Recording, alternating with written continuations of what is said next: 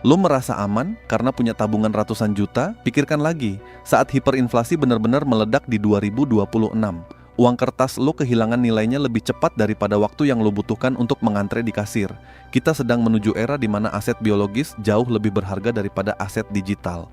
Gua akan tunjukkan kepada lo mengapa satu pohon singkong yang lo tanam hari ini secara ekonomi jauh lebih cerdas daripada membiarkan uang lo membusuk dimakan inflasi di dalam bank. Banyak dari lo bertanya di kolom komentar video gua sebelumnya, "Bang, kalau uang sudah nggak laku, kita harus apa?" Jawabannya bukan emas, bukan pula saham. Jawabannya adalah apa yang bisa lu petik dari tanah. Kita akan membahas tentang kiamat ATM. Dan mengapa mereka yang kembali ke tanah adalah satu-satunya kelompok yang akan selamat dari guncangan ekonomi 2026. Jika lu masih mengandalkan angka di layar HP untuk bertahan hidup, video ini adalah peringatan terakhir untuk lu. Simak video ini sampai habis. Lucunya, kita hidup di zaman ketika orang merasa kaya hanya karena angka digital di rekening bertambah. Padahal sebagian besar dari kita bahkan tidak benar-benar memegang nilai nyata dari uang itu sendiri. Kita percaya pada sistem karena layar bank mengatakan semuanya aman. Kita percaya pada e-wallet karena aplikasi masih bisa dibuka. Kita percaya pada transaksi digital karena mesin kasir masih berbunyi normal. Tapi sejarah ekonomi selalu punya kebiasaan buruk, yaitu mengingatkan manusia bahwa uang hanyalah simbol kepercayaan. Dan ketika kepercayaan itu retak, simbol itu berubah jadi kertas biasa atau bahkan sekadar angka kosong di server. Banyak orang lupa kalau ATM tidak menghasilkan makanan. Saldo digital tidak bisa dimakan. Emas pun tidak langsung mengenyangkan perut ketika distribusi pangan mulai terganggu. Makanya di banyak krisis besar dunia, aset paling mahal justru kembali ke sesuatu yang primitif, sederhana, dan nyata, yaitu makanan, air, energi, dan tanah. Sekarang coba lihat kondisi sekitar kita. Harga bahan pokok naik sedikit demi sedikit seperti maling yang masuk rumah pelan-pelan supaya tidak ketahuan. Minyak goreng naik, beras naik, sayur naik, telur naik. Bahkan harga bahan bangunan yang dulu dianggap stabil sekarang ikut melonjak tanpa logika yang jelas. Semen mahal, besi naik, kayu susah. Ini bukan sekadar inflasi biasa yang sering dijelaskan di berita dengan bahasa akademis yang rapi dan menenangkan. Karena kalau semua sektor naik bersamaan sementara daya beli masyarakat justru melemah, itu tanda ada sesuatu yang tidak sehat di dalam sistem ekonomi. Dan rakyat sebenarnya sudah merasakan ini jauh sebelum para pejabat mengakuinya. Lihat saja komentar-komentar orang di media sosial. Banyak yang mulai ngomel karena uang belanja cepat habis. Banyak yang mulai mengurangi makan di luar. Banyak yang diam-diam mulai takut kehilangan pekerjaan. Tapi anehnya, sebagian besar masih berharap semuanya akan normal lagi hanya dengan menunggu waktu. Padahal sistem modern kita sekarang sangat rapuh. Terlalu bergantung pada listrik, internet, server, jaringan, dan distribusi global. Sekali saja ada gangguan besar, semuanya bisa lumpuh dalam hitungan jam. Orang baru sadar betapa lemahnya sistem digital ketika ATM tiba-tiba error, mobile banking tidak bisa dibuka, atau e-wallet pending saat dibutuhkan. Dan itu baru gangguan kecil. Belum bicara kalau nanti ada pemadaman besar, krisis energi, serangan siber, atau kepanikan massal yang membuat orang berbondong-bondong menarik uang tunai secara bersamaan. Sistem perbankan modern sebenarnya tidak pernah dirancang untuk menghadapi semua orang panik dalam waktu bersamaan. Karena sebagian besar uang hari ini hanyalah angka digital yang berputar di dalam sistem.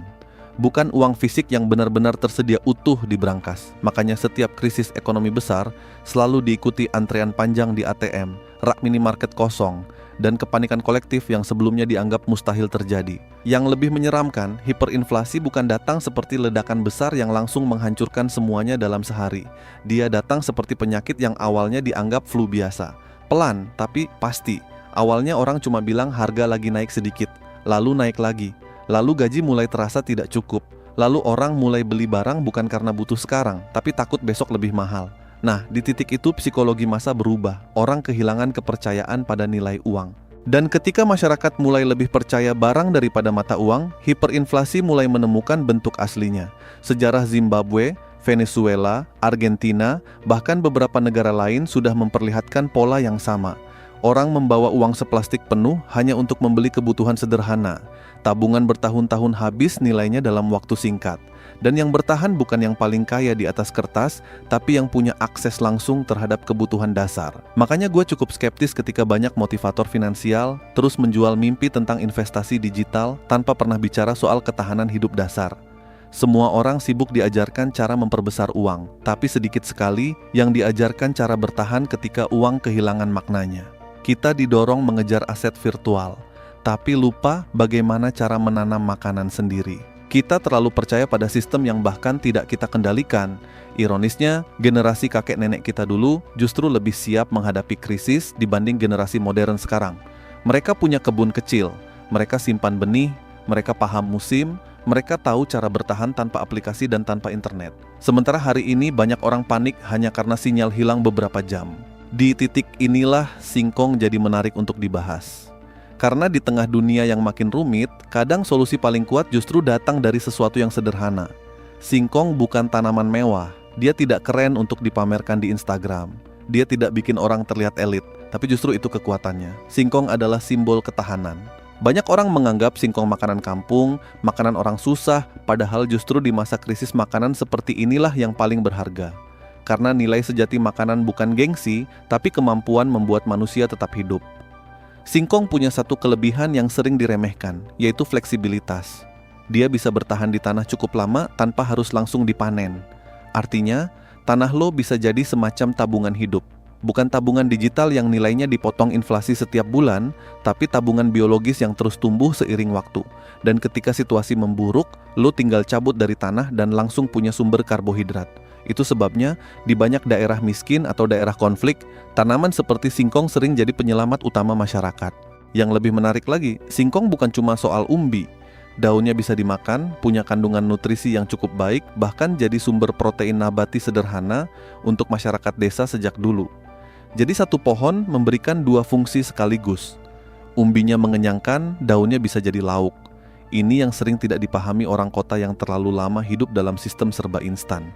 Mereka mengira ketahanan pangan selalu harus mahal, padahal kadang solusi paling realistis justru tumbuh di halaman rumah sendiri. Dan gue tahu sebagian orang langsung berpikir, ini terlalu ekstrem. Tapi masalahnya sejarah tidak peduli kita siap mental atau tidak. Krisis tetap datang, harga tetap naik, sistem tetap bisa goyah. Yang membedakan hanyalah siapa yang mempersiapkan diri lebih awal dan siapa yang memilih menertawakan ancaman sampai semuanya terlambat. Kita hidup di era ketika terlalu banyak orang menggantungkan hidup sepenuhnya pada pasar modern. Kalau supermarket kosong 3 hari saja, sebagian besar warga kota langsung panik. Itu fakta yang jarang dibahas. Ketergantungan total pada distribusi pangan modern membuat masyarakat kehilangan kemampuan dasar untuk mandiri. Buat kalian yang tinggal di kota dan merasa tidak punya lahan, jangan langsung menyerah. Singkong masih bisa ditanam di polybag atau pot besar. Memang hasilnya tidak sebanyak kebun luas, tapi tujuan utamanya bukan langsung jadi kaya. Tujuannya adalah membangun kebiasaan mandiri dan mengurangi ketergantungan total pada pasar. Karena di masa sulit nanti, tambahan sumber pangan sekecil apapun bisa jadi penolong yang sangat berarti. Dan ada satu hal yang sering dilupakan orang saat bicara soal bertahan hidup, yaitu ritme. Jangan tanam semuanya sekaligus, tanam bertahap supaya panen bisa terus tersedia sepanjang tahun. Alam tidak bekerja dengan sistem instan seperti dunia modern yang selalu menuntut hasil cepat. Justru kekuatan terbesar ada pada proses yang pelan tapi konsisten. Selain itu, jangan bergerak sendiri.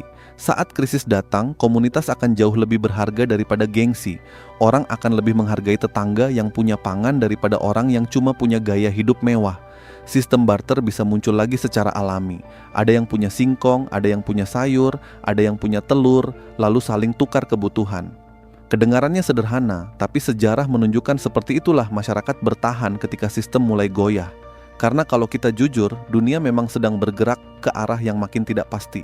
Harga naik, biaya hidup makin berat, sementara rasa aman banyak orang cuma bergantung pada angka di layar, padahal uang tetap tidak bisa dimakan. Pada akhirnya, manusia tetap bergantung pada pangan, air, dan kemampuan bertahan hidup. Dan mungkin ini terdengar sarkastik, tapi satu pohon singkong kadang lebih jujur daripada sistem ekonomi modern.